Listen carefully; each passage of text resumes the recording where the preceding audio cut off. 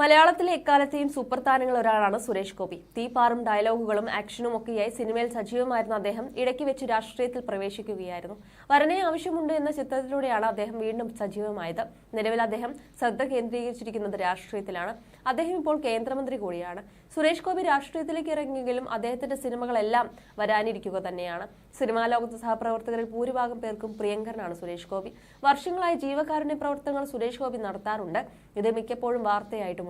സാമൂഹിക വിഷയങ്ങളിൽ രാഷ്ട്രീയത്തിലേക്ക് ഇറങ്ങുന്നതിന് മുമ്പ് തന്നെ ഇടപെടാൻ സുരേഷ് ഗോപി ശ്രമിച്ചിട്ടുണ്ട്. ഇപ്പോഴിതാ പുതിയ അഭിമുഖത്തിൽ സുരേഷ് ഗോപി പറഞ്ഞ കാര്യങ്ങളാണ് ശ്രദ്ധ നേടുന്നത്.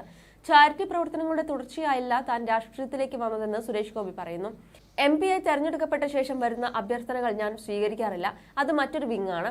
അതിനൊരു ട്രസ്റ്റ് ഉണ്ട്. അവർ തീരുമാനിക്കും. കാണുന്നതും കേൾക്കുന്നതിലും എനിക്ക് തോന്നും. അറ്റൻഡ് ചെയ്യേണ്ടതാണെങ്കിൽ അവരെ അറിയിക്കും. അല്ലാതെ ഇങ്ങോട്ട് ആപ്ലിക്കേഷൻ അയച്ചാൽ ഞാൻ അവിടെ മരം വെച്ച് പിടിപ്പിക്കുന്നില്ല. മമ്മൂട്ടിയും മോഹൻലാലും എന്റെ കാലഘട്ടത്തിന് മുമ്പേ വന്നവരാണ്. അവരുടെ സമ്പത്തും എന്റേതും നിങ്ങളൊരു റിയാലിറ്റി ചെക്കിനിട്. ഞാൻ അവരുടെ അടുത്ത് പോലുമല്ലെന്ന് സുരേഷ് ഗോപി വ്യക്തമാക്കി. തന്റെ സഹായ മനസ്കതയെ ചിലർ ദുരുപയോഗം ചെയ്യാൻ ശ്രമിക്കാറുണ്ടെന്ന് സുരേഷ് ഗോപി നേരത്തെ പറഞ്ഞിട്ടുണ്ട്. മമ്മൂട്ടി, മോഹൻലാൽ എന്നീ താരങ്ങൾക്ക് ശേഷം മലയാളത്തിൽ സൂപ്പർ താര പദവിയിലേക്ക് ഉയർന്ന നടനാണ് സുരേഷ് ഗോപി. എന്നാൽ ഒരു ഘട്ടത്തിൽ സുരേഷ് ഗോപിയുടെ ഗ്രാഫിൽ താഴ്ച വന്നു. ഒരേ തരത്തിലുള്ള വേഷങ്ങൾ ചെയ്തതാണ് നടന് കരിയറിൽ വിനയായത്.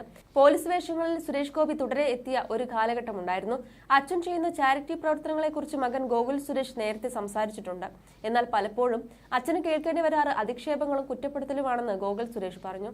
അച്ഛൻ അഴിമതിക്കാരനാണെങ്കിലോ എനിക്കൊരു ഹെലികോപ്റ്റർ വാങ്ങിത്തരികയോ ചെയ്തിട്ടോ ആണ് ഈ ആക്ഷേപങ്ങൾ കേൾക്കുന്നതെങ്കിൽ ഞാനിതൊന്നും മൈൻഡ് ചെയ്യാനില്ലായിരുന്നു.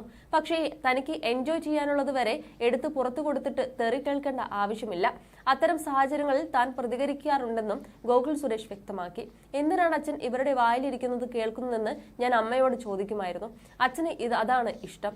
എനിക്ക് അച്ഛൻ സിനിമയിൽ നിൽക്കുന്നതാണ് ഇഷ്ടം. പക്ഷേ അത് അദ്ദേഹത്തിന്റെ വഴിയും തീരുമാനവുമാണെന്നും ഗോകുൽ സുരേഷ് ചൂണ്ടിക്കാട്ടി.